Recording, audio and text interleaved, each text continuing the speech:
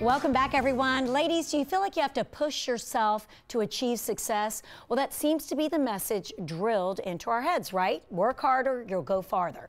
Well, one female CEO disagrees, but there is a catch. Joining me to weigh in on this hot topic is our Cara Kinnear, the National Director of What Women Want Atlanta, CEO of Simple Fat Burn, Catherine Marshall, and in town, starring in The Waitress, actress Christine Dwyer is taking time out of her busy rehearsals tonight. Christine, congratulations. Thank you so much. Waitress is tonight's media night, correct? Yes, yeah, opening night. Opening night. We just got here yesterday. Oh, I'm so, well, thank you for taking the time to do this. Thank you so much. Thanks for having me. You've been at the Fox before, right? I have, yeah. I toured through the Fox with Finding Neverland a couple of years ago. Yes, it's been a while. Yeah, it has. I'm how excited are to be back. Atlanta audiences? Do we take good care of you? Oh yeah, they're awesome.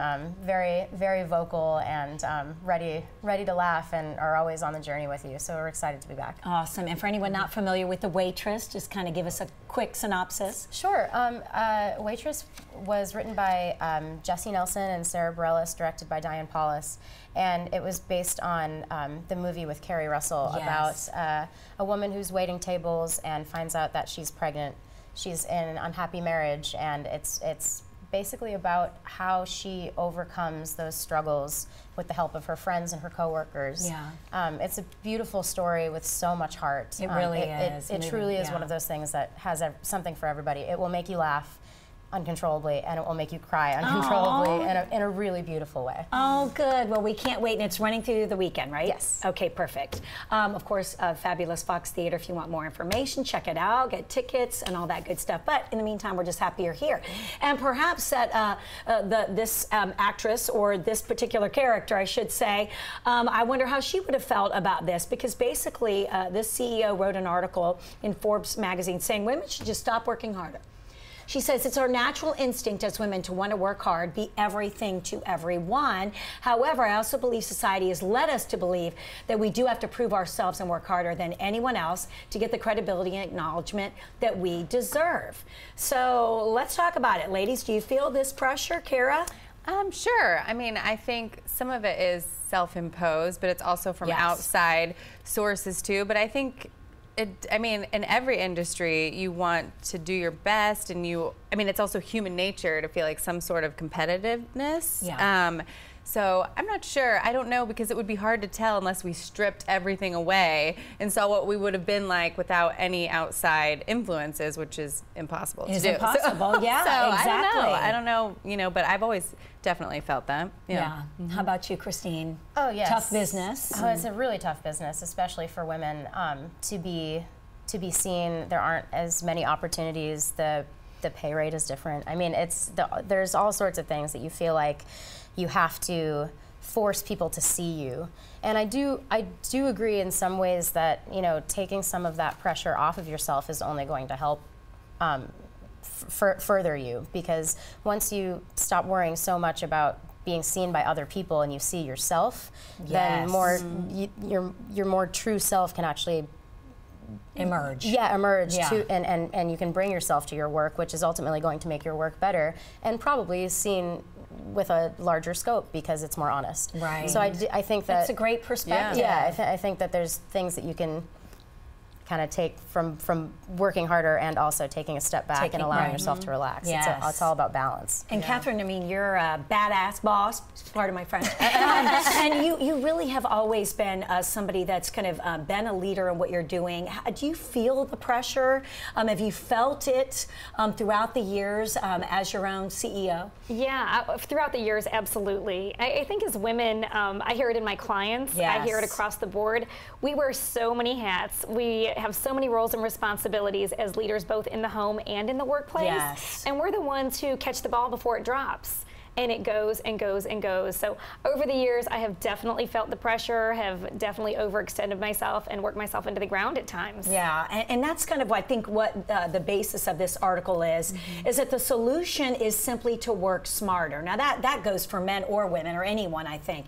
It's more how efficiently do you use your time, and you know, are you kind of like the little hamster running, you know, in the wheel, or can you get more stuff done? And how can you do it? how can you work smarter? So she has some suggestions. Number one, delegate. Ask people for help. Tell others how they can assist you. I've never been able to really delegate, I feel like, efficiently. I always just, the last minute, I go, oh, forget it, I'll do it myself. Right. How about you guys? Well, I'm on the opposite end, Christine. I have mastered delegation. Oh, I need to talk to you guys. I'll tell you, it's a skill that you acquire over time. Yes. You take the first little step, and you have small children, so you can ask the babysitter to do some extra chores, and maybe even throw them a few extra dollars if they do the laundry and clean up and pick up. But I think that's where you start. You start concentrically at home, with just a little bit at a time. Right, and it's so true, just taking a little bit of a load off, then you realize, well, that wasn't as hard as I thought it was going to be. And Kara, speaking of that, I mean, you have help with the kids, you're a working mom. How are you with that? I mean, I think that, like, as women, we are such good multitaskers, where in my experience, the men in my life have been very, like, tunnel vision toward one specific thing, but we are very good at juggling a lot of balls, to use your analogy. And yeah, I don't know if I'm great at it, because I do think there's also some control that comes into it, where you want to do it yourself because you're the only one that can do it right. Right. That's what I do. And that is true. And how about for you, Christine? Yeah, I have a really hard time asking people for help. In the past year, I think I've gotten a lot better at it, and one of my resolutions this year is to make a resolution. Is to allow others to help me, because generally people actually want to help. People want to be told what to do. They want to know how to help you. They want to know how to do their jobs more efficiently too. And if you are in a position of authority in some way where you can delegate that, it's honestly, it's like dogs and children. They want to be given parameters, and we forget that that's actually a really positive thing for the person you're asking for help from. Right. I think we forget to ask. Yeah.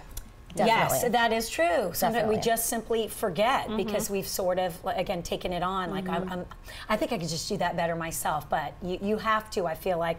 Well, especially according to this author, too, to feel like you maybe are living your best life. And along those lines, her second point was stop multitasking. What she means is taking on the multiple tasks at once. That can really lead to mistakes. In reality, each of those things most likely took longer than if you had just focused on one assignment or task, completed it, and then moved on to the next. Now, Kara and I have talked about this over the last few years. It's always something at the top of our to-do list of making sure that we are actually physically writing things down, because we like the task of crossing things off. Yeah. Old school, old school style. But we'll put things on there that seem pretty mundane. Like brush your teeth. Like brush your teeth, Kara says, But no, what do you say about that? Like, just making sure your to-do list isn't overwhelming and more concise, and that you do it, you follow through, and then you move on, right? Yeah, absolutely. And you have to schedule the things that are tough first. Yes. Yeah, and that can also have the opposite effect, though, too. You make this long list, and then nothing ever gets done on it, and then it stares at you every day, and you're like,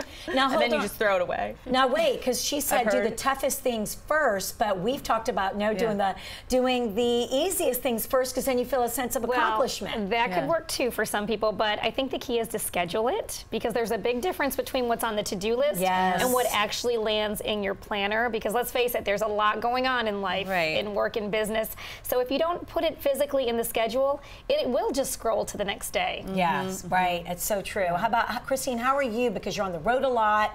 Yeah. You know, you've got a lot of moving parts, and the travel adds a big component. Yeah, it's really hard to stay organized when you have a lifestyle like mine. So making lists and forcing myself, even if we're in a city for a week, the second that I get there, I unpack everything as if I'm staying there for a month, because it just makes me feel like I can actually get stuff done, as opposed to living out of suitcases, which I used to do on my last tour. I was like, oh, it's not even worth it to unpack. And then I would have a list of things, and because my home was in disarray, I couldn't get any of the stuff done that I need to get done. And so for me, organizing and feeling a sense of calm where I'm living helps me get that list done, because then I can actually see it. Like I have it in one place, and I can cross things off, and it makes me feel better every single day when I do those things. And I teach too on the road, so it's like I'm always multitasking. I can't help it. Right. So I need that that organization. Right. For sure. Well, and isn't it that the point of what we were just talking about with the organization woman whose show is taking off? Marie Kondo. Marie Kondo. You know, in that she, you know, it's talking about not just cleaning out your clutter, what do you find joy in, but for me, even just doing that little by little, there is something to be said for having that organization really help you run your life more efficiently. Yeah. Right? Yes. Absolutely. And it brings you peace and calmness. Right.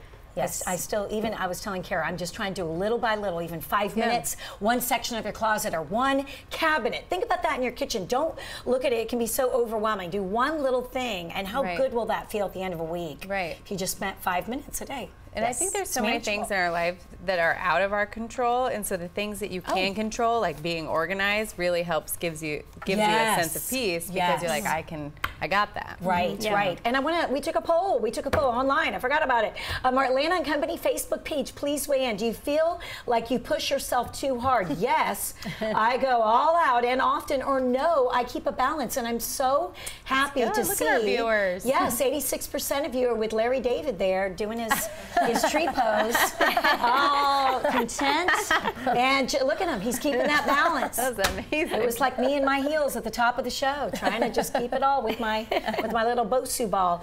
But that makes that very much is different from what I thought that survey might show. So I'm so happy that we're doing that. All right, and then lastly, research from Harvard University seems to back this CEO's point of view. It found that high stress levels don't actually drive high performance like you might think.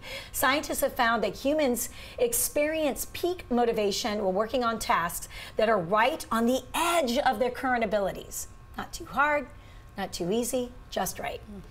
What do you think? Catherine, thinking it? I think you've got to get out of your comfort zone to be successful, but not overload yourself with more than you can realistically handle. Yes, I'm with you. Yes, I think at the end of the day, I look at some of the people I know that our family members, friends who are the most successful, they definitely didn't get there by not taking risks and by not breaking out of that comfort zone. Yeah.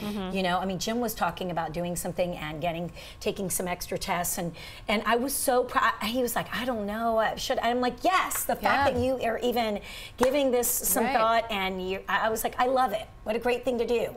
54 doesn't matter, like, you know, just saying I want to enter a new phase of my life and try something different. So, and that's really what it's all about. How about for you? Yeah, and I feel the same. You know, my whole job is basically outside of a normal human's comfort zone. No You're kidding. Performing in front of thousands of people every night, thousands of strangers crying in front of them, and you know, giving your heart to all of these people. So I think pushing yourself out of your comfort zone can only teach you more about how much further you can go. Right. But yes, I mean, stress is the worst possible thing that we can have, and if we overload ourselves, like you said, with too much of it, then at least for me, I end up turning in on myself and just kind of wanting to stay at home and not even do the things that I know that I'm really good at. Right. You know, because I'm too stressed out. So it's, again, like right in the beginning, I said, it's all about balance. It's about knowing how far you can push yourself without you know, having it backfire on you, so that you can't do anything. Yeah, right, right. And Carrie, you've taken, I mean, even doing like the stand-up and things like that. I don't know, what is she going to say? I'm scared. No, you've kind of gotten out of your comfort zone, and I think you're right. At a certain point, like that's what's gonna, you know, really testing yourself and your ability. I think you got to have some of that. I think I was just saying, like a little bit of fear and a little or a lot of failure, if harnessed in the right way, can only lead to great things. You know, really. Hopefully. 100%. Yes. All right. Sorry, I didn't mean to cut you off. No, I was just going to say that's how you stretch and grow. You have to fail in order to say, how could I have done that better, and then try again. I know. It's a tough lesson, like even now trying to talk to my little ones about it.